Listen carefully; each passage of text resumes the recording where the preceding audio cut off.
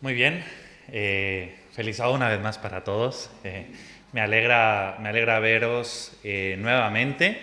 Sé que normalmente pues dejamos un sábado entre medias, a veces por el calendario ocupado dejamos dos, pero a veces también pasan estas cosas, ¿no? Que nos vemos dos sábados seguidos y eso es una alegría tremenda. Ojalá pudiera ser más a menudo. Pero bueno, me alegra mucho veros a todos y en especial pues Diana, que hace mucho que no nos veíamos, me alegra verte y a todas las visitas que nos acompañan en este sábado también. Ángela, hace mucho también que no nos veíamos. Bienvenida a tu casa, a tu iglesia. Y igualmente, pues a todos, a los chicos que nos vimos el sábado pasado, pero a todos es una alegría podernos encontrar y así también a los que nos veis desde internet, casi que no nos podéis llegar a ver, pero bueno, Dios lo pudo, y Ever, gracias Ever, lo pudisteis resolver a tiempo y aquí estamos pues pudiendo compartir la palabra de Dios frente a todos. Dicho esto, me gustaría contar una historia que seguramente ya habéis escuchado alguna vez, pero siempre llama mi atención y me hace reflexionar. Y es la de un predicador que hace años se mudó para Houston, Texas, y un día, estando allí, se subió al autobús para ir al centro de la ciudad y al pagar al chofer y luego sentarse en su lugar, descubrió que el chofer le había dado $1 de más de cambio. Y entonces, bueno, él, mientras consideraba qué hacer, pues se preguntaba a sí mismo, ¿no? Olvídalo, es solo $1. ¿Quién se va a preocupar por tan poca cantidad? Como, qué vergüenza volver para solo $1. Dice, seguramente con todo lo que este hombre recibe diariamente, $1 no le haga ni más ni menos. De todas formas, la compañía de autobús recibe mucho más y no lo echarán de menos. Acéptalo como un regalo de Dios, ¿no? Decía este predicador, ¿no? ¿Cuántas veces no hemos pensado lo mismo, ¿no? Cuando nos hemos encontrado quizás algo en el suelo, bueno, un regalo de Dios, ¿no? Pues este hombre, este predicador decía, bueno, es $1, ¿no? Acéptalo como una ofrenda, como un regalo de Dios. Pero cuando llegó a su parada se detuvo y pensándolo de nuevo, decidió ir donde el chofer y devolverle el $1 de más que le había dado. Tome, usted me dio este $1 de más. El conductor, con una sonrisa, le respondió, yo sé que tú eres el nuevo predicador del pueblo y he pensado en regresar a la iglesia y quería ver qué hacía usted si yo le daba un dinero de más de cambio. Se bajó el predicador sacudido por dentro y pensó, orando hacia Dios, oh Señor, por poco vendo a tu hijo por $1. ¿Sabéis? Nuestras vidas muchas veces, y esta frase me encanta, pueden ser la única Biblia que muchas personas lleguen a leer. Muchas personas quizás se encuentren con nosotros y nuestra vida sea esa Biblia que esa persona nunca leerá, pero que a través de nuestros hechos, de nuestros actos, de nuestras reacciones, esa persona pueda conocer a Dios o no. Así que recordemos ser un ejemplo en todo. Como bien le decía Pablo a Timoteo en 1 Timoteo 4:12, que os invito a buscar porque es algo que Pablo le dijo a Timoteo, pero que perfectamente se puede aplicar a todos nosotros. 1 Timoteo, capítulo 4, versículo 12, Pablo le dice, ninguno tenga en poco tu juventud, sino sé ejemplo de los creyentes en palabra, en conducta, en amor, en espíritu, en fe y en pureza. Seamos ejemplo en todo. Fijaros, qué fácil podría haber sido, ¿no? Vender a una persona por $1. $1 que aparentemente podemos ver como regalo de Dios, pero que a su vez también puede ser una prueba. En la Biblia, en el libro de Hechos, capítulo 8, versículos 29 al 31, después de los Evangelios, encontramos el libro de Hechos 8, 29 al 31, hay otro encuentro bastante conocido, esta vez no es entre un predicador y un chofer de bus, pero hay un encuentro que me gustaría desarrollar a continuación. Hechos 8, 29 comienza diciendo, vamos a leer desde antes, desde el versículo 26, que dice, un ángel del Señor le habló a Felipe, y le dijo: levántate, ve hacia el sur por el camino y desciende de Jerusalén a Gaza, el cual es desierto. Y él se levantó y fue. Y sucedió que un etíope, eunuco, funcionario de Candace, reina de los etíopes, el cual estaba sobre todos sus tesoros y había venido a Jerusalén para adorar, volvía sentado en su carro leyendo al profeta Isaías. Y ahora sí, versículo 29. El Espíritu le dijo a Felipe: acércate y júntate a ese carro. Quiero detenerme aquí porque en esta historia encontramos algunos puntos interesantes a la hora de compartir el Evangelio con otros, a la hora de hablar a otros de Cristo. Y me gustaría resaltar en esta mañana algunos de ellos. Para empezar, vemos que Felipe fue al encuentro con este hombre obedeciendo el llamado que Dios le hizo. Primer punto a la hora de hablar a otros de Cristo o a la hora de servir a Dios, obedecer el llamado que cada uno tenemos. ¿Sabéis? Cada uno de nosotros hemos sido llamados por Dios. Normalmente nos solemos referir al llamado como el llamado pastoral, ¿verdad? He recibido un llamado de Dios para ser pastor. Pero todos nosotros hemos recibido un llamado, y no todos al ministerio pastoral. Algunos han recibido un llamado a ser una luz en su comunidad. Algunos otros han recibido un llamado a través de la sanación, ¿no? Y a través de remedios naturales o a través de otros recursos, pues, oye, algunos otros chicos han sido llamados a través del deporte, del ejercicio físico, ¿no? ¿Cuántos futbolistas? Y me acuerdo de uno del Real Madrid, Lassana Diarra, que decidió no jugar en sábado por sus creencias. Y claro, al final pues su carrera se truncó un poquito porque la mayoría de partidos eran en sábado y bueno, pues no podía jugar la mayoría o no quería. A veces recibimos llamados para ayudar mediante el canto, mediante la voz. Otras veces mediante el servicio a la comunidad, ¿no? Con nuestros talentos, con nuestros dones, ayudando, sirviendo. Cada uno de nosotros hemos sido llamados. Dice 1 Corintios capítulo 12, versículos 4 y 5. Hay variedad de dones, pero el Espíritu es el mismo. Hay variedad de ministerios, pero el Señor es el mismo. ¿Sabéis?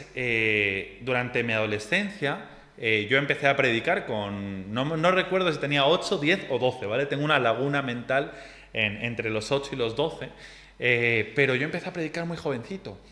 Y, ¿sabéis? Cuando en teología veíamos qué cualidades tiene que tener un pastor o cómo saber, ¿no? Si Dios te ha llamado a ser pastor, pues había varios puntos, ¿no? Uno de ellos era saber o sentir que te gusta servir a otros. Otro era que la iglesia lo confirme, ¿no? Que si tú sientes un llamado a servir, pero la iglesia dice, no, tú no vales para eso, pues oye, quizás no sea lo tuyo, ¿no? O quizás te va a servir de otra forma. Y entonces hay varios puntos. Y yo recuerdo que en mi adolescencia predicaba y algunos de la iglesia me decían, ¿no? ¿Por qué no piensas ser pastor? Y yo decía, yo no quiero ser pastor, es que no quiero, no me nace ser pastor. No es lo mío. Servir en una iglesia, yo si quieres te predico algún sábado suelto, yo si quieres te ayudo con alguna actividad de los jóvenes, pero estar a cargo de algo, jamás. Y no sé si algunos de vosotros habéis pensado en eso alguna vez, ¿no? Normalmente en la elección de cargos suele darse esta respuesta, ¿no? Sí, o sea, yo te ayudo en lo que necesites, pero de ahí a hacerme cargo de algo en específico, ya no. Y a veces rechazamos, ¿no? Ese llamado de Dios a nuestras vidas para servir o para hacer algo por Él.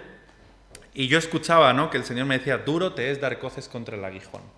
Yo supe que quería ser pastor en Colombia, cuando en Estival a veces hablaba con chicos y chicos venían a mí a contarme sus problemas, o cuando una de las 2 veces que prediqué, algunos chicos se sentían quizás tocados o sensibles, ¿no? a lo que yo hablaba, era como, Señor, esto es muy bonito. O sea, ver que hay jóvenes que tienen su vida, pero que aún así tu palabra les toca, que aún así cuando uno habla de tu palabra, esa palabra es como fuego en su corazón, esto es muy bonito.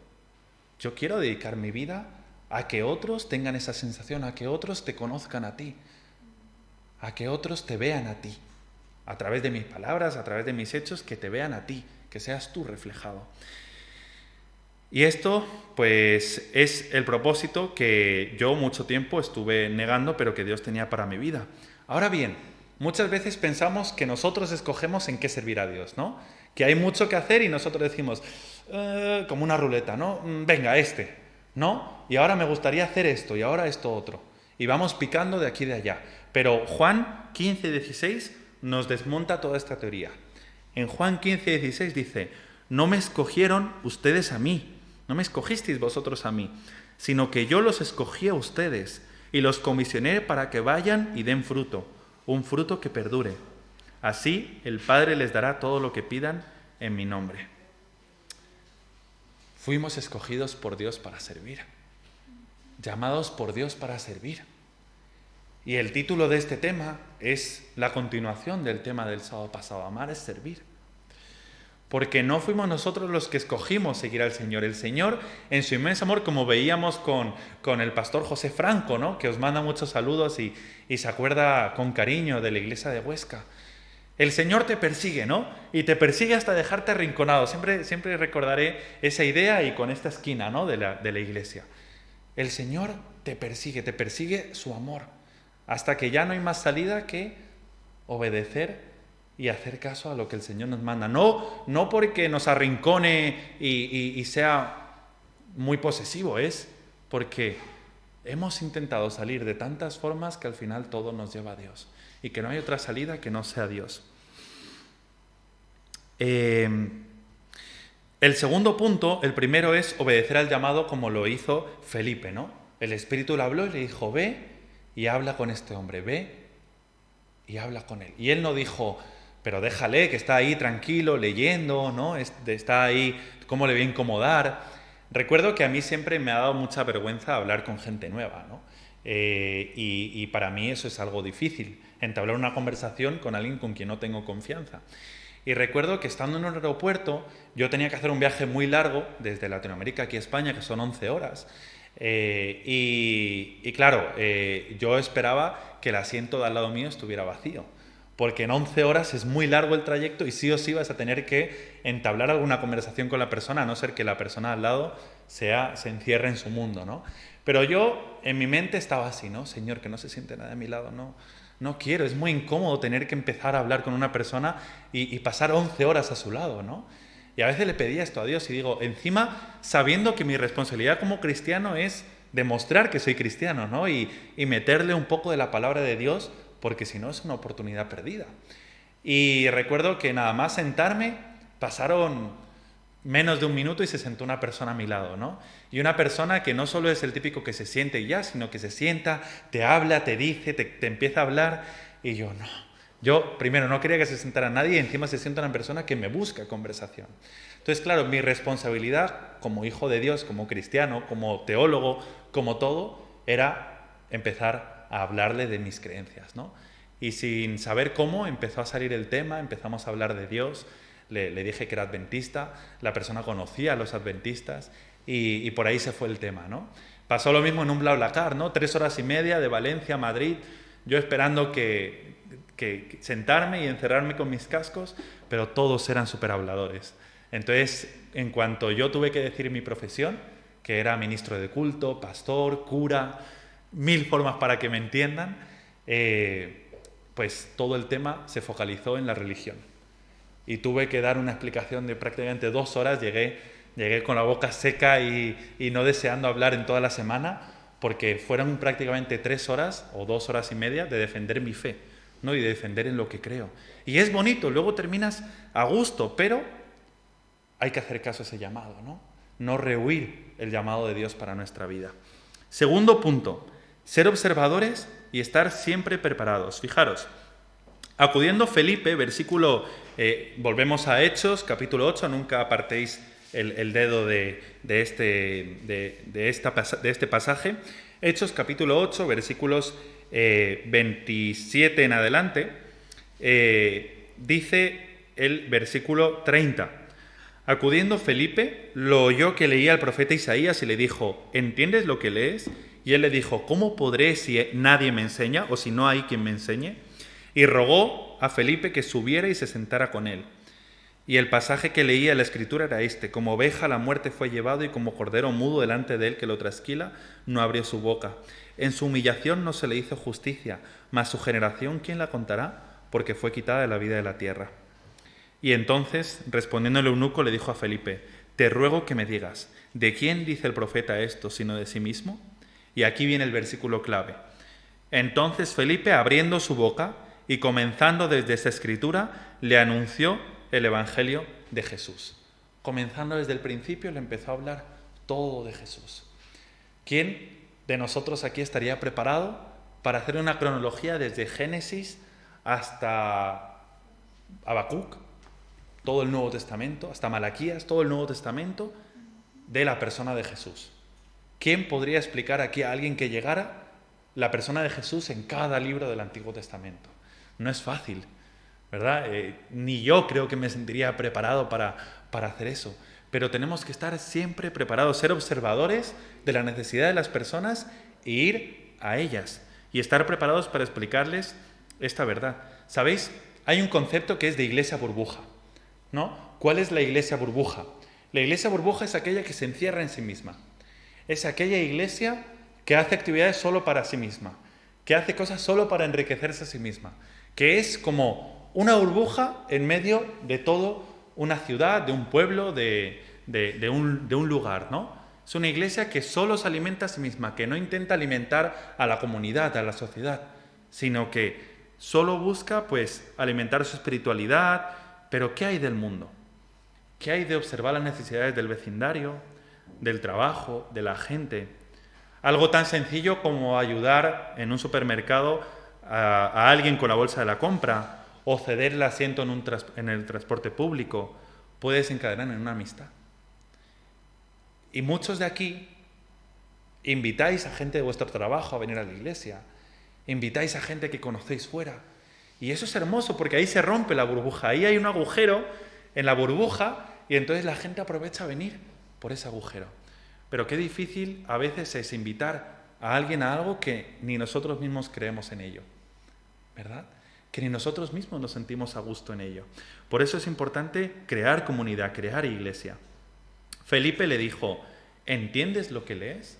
No le dijo: ah, sí, Isaías, claro, te voy a explicar, ven, que tú necesitas entender Isaías. Le dijo: ¿entiendes? ¿Quieres que te explique? ¿Necesitas de mi ayuda? Se presentó como: si necesitas algo, estoy aquí.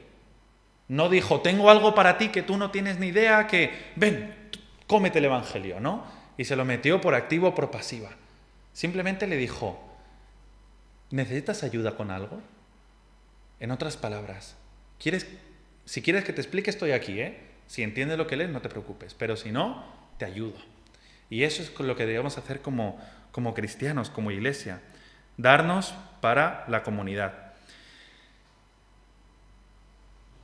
La gente se interesa por un contenido, se interesa por un paquete a partir de su repartidor, ¿verdad?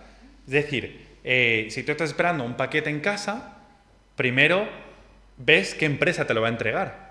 Y luego cuando te llaman al telefonillo o lo que sea, tú ves si la empresa que te lo va a entregar es la misma que el paquete que estás esperando. Algo así pasa con nuestra religión.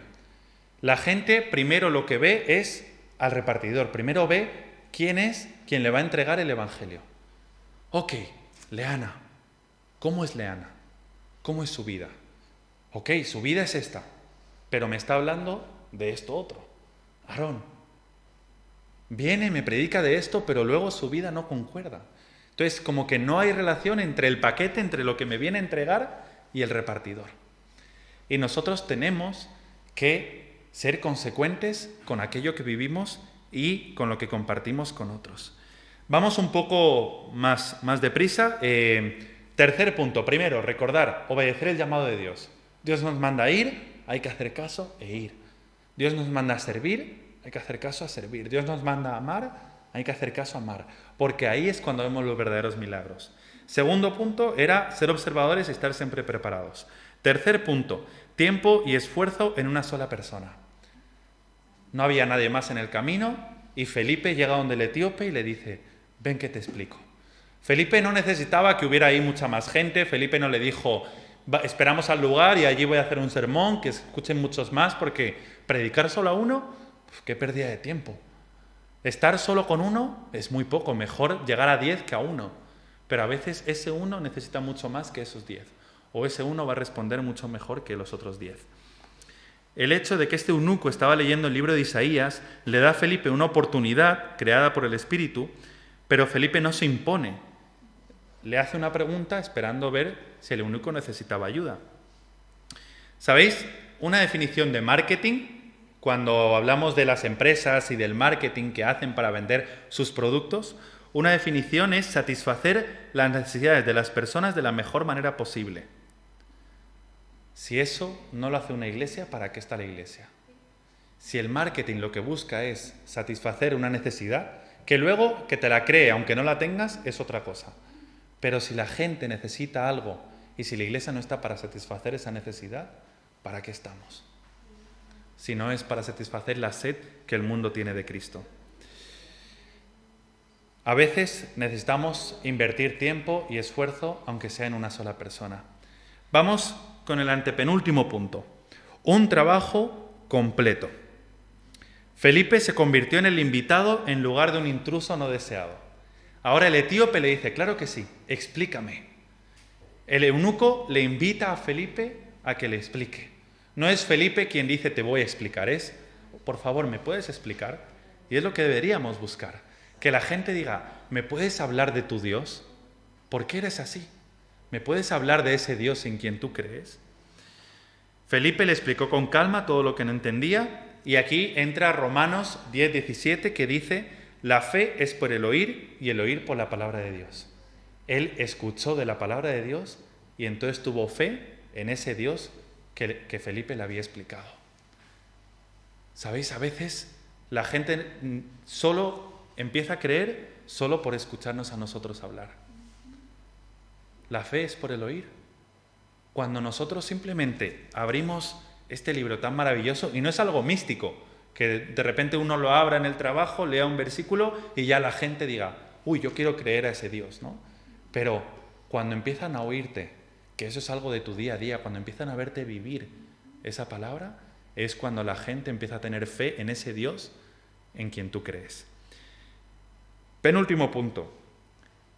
Aunque la historia termina ahí, porque si veis, leemos en el versículo 36, seguimos leyendo, dice, yendo por el camino, llegaron a un lugar donde había agua, y dijo el eunuco, aquí hay agua, ¿qué impide que yo sea bautizado?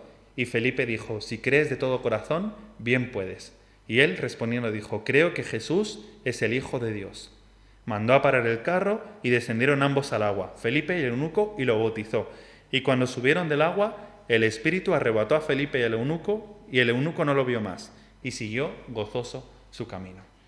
A veces pensamos que todo termina en el bautismo, ¿no? Que alguien se bautiza y ya, nuestra labor ha terminado. Hay que hacer un seguimiento de esa persona. ¿Sabéis? Gracias a Dios, dentro de 2 sábados, el sábado 23, tendremos 2 bautismos y 2 profesiones de fe. Es decir, 4 personas se sumarán a esta hermosa iglesia. Y ¿sabéis qué bonito es saber que ahí empieza realmente nuestro trabajo con estas 4 personas? Que no es, se han bautizado y ya, y bien, y ahora me olvido de ellas y ahora ya, no, es ahí empieza nuestro trabajo. Felipe fue arrebatado por el Espíritu Santo y no se volvieron a ver más. Y aparentemente pensamos que ya, que ahí terminó la historia, pero nosotros tenemos que seguir haciendo cosas por las personas que se entregan a Dios. Es triste ver cómo estamos pendientes de las personas que reciben estudios hasta que se bautizan y después pensamos, bueno, se hizo mayor, ahora ya no es mi responsabilidad, buscaré a alguien más para traer el bautismo. Y vamos trayendo a otros y por la puerta de atrás, ¿qué pasa? Se van saliendo. Y entonces, claro, nos volvemos y ¿pero por qué? ¿Por qué la iglesia no está llena? Si yo estoy trayendo y trayendo y trayendo y trayendo, pero nadie revisa la puerta de atrás, que está abierta y todos se van. Según entra uno, salen 2. 1, 2. Y claro, ahí hay un problema. Tenemos que enfocarnos más en la puerta de atrás que en la calidad con la que traemos a las personas y el seguimiento y el cariño y el amor y la cercanía que tenemos entre unos y otros. Y ahí entonces es cuando seremos una iglesia fuerte y preparada para que otros vengan y recibirlos con los brazos abiertos. Antes del último punto, me gustaría contar una pequeña historia que también es conocidita y que quizás haya contado aquí alguna vez. Había una vez un anciano que todos los días pedía limosna en una tapia con un viejo sombrero y un cartel que decía: «Soy ciego, ayúdenme». Cada mañana, camino de su trabajo, un joven creativo de una agencia de publicidad cercana veía a este hombre ciego porque pasaba por ahí para ir a su trabajo y contribuía pues con algo de dinero, ¿no?, a este hombre. Pero lo que recibía este pobre ciego era muy poco para las necesidades que tenía. Un día de primavera, el joven acudió a su trabajo con tiempo y caminaba relajado cuando vio al anciano ciego ahí sentado y con su cartel de «Soy ciego, ayúdenme». Se acercó a él y le dijo: «Hoy no te voy a dar una moneda, hoy voy a cambiar tu vida». Y eso hizo. Así que cogió el cartel, le dio la vuelta, escribió unas palabras y se marchó. Al rato, el anciano comenzó a escuchar cómo las monedas no paraban de caer en su recipiente, una tras otra, en un proceso que se repitió durante todo el día. Al caer la tarde, el hombre intrigado, al escuchar unos pasos, se dirigió ante la gente que cruzaba y le preguntó: «Perdone, ¿podría decirme qué dice mi cartel?». A lo que la gente le contestó: «Hoy comienza la primavera, pero yo no podré verla». ¿Sabéis? Muchas veces no es decir las cosas y ya. Era una obviedad que el hombre era ciego y que necesitaba ayuda. Y él lo puso así: «Soy ciego, ayúdenme». A veces hay que cambiar ciertas palabras para que la gente pueda conocer a Cristo mejor o entender mejor de Jesús. A veces nos encerramos en una iglesia de burbuja y decimos: «No, las cosas tienen que ser como siempre fueron. Los himnos tienen que ser los que siempre fueron. Aunque la sociedad cambie, la iglesia no tiene que cambiar. Hay unos principios y esos principios involucran no cambiar absolutamente nada. El que no quiera oír, que no oiga. El que no quiera venir, que no venga. Pero la iglesia tiene que permanecer tal cual». A veces, cuando cambiamos un poquito el chip, somos una iglesia más abierta, la gente entiende mejor, quizás hay menos malos entendidos y la gente está más abierta a recibir a Jesús. ¿Sabéis? Jesús hizo lo mismo. Él adaptó su mensaje al contexto de los oyentes. Si hablaba con una mujer en un pozo, le hablaba del agua de vida. Si encontraba con un pescador, le decía: «Ya no serás más pescador, sino que pescarás hombres». Si era con alguien del campo, le hablaba de sembrar y de cosechar. Jesús se valió del principio de conservar el contenido, adaptando el embalaje según el destinatario. Mantener el principio, pero cambiar quizás la forma en la que comunicamos el mensaje, en la que nos llegamos hacia otros. Termino con una cita de Elena de White que dice: «En esta experiencia de Felipe y el etíope está presentada la obra a la cual Dios llama a su pueblo. El etíope representa cierta clase numerosa de personas que necesitan misioneros como Felipe, que oigan la voz de Dios y vayan donde Él los mande. Hay personas en el mundo que leen las Escrituras, pero que no entienden su significado. Se necesitan hombres y mujeres que tengan un conocimiento de Dios para explicarles la palabra a estas almas». Que podamos ser aquellas personas que Dios les dice: «Hey, ayúdame», y nosotros decir: «Ahí voy». «Hey, ve hacia tal persona», «Ahí voy». «Hey, ayuda en tal cargo», «Aquí me tienes», «Ahí voy». Y que preparados podamos servir a Dios mejor. ¿Sabéis? Lo primero es dejarse guiar por la voz de Dios, obedecer el llamado de Dios. Y la preparación vendrá luego. Esta tarde tendremos la preparación para los nuevos cargos. Y todos aquellos que queráis servir en algo, adelante, participar, apoyar, porque hay lugar para todos en la amplia viña del Señor. Que Dios nos ayude a prestar un servicio completo a su iglesia y que dependiendo de Él cada día podamos cosechar resultados como iglesia y como familia en Cristo.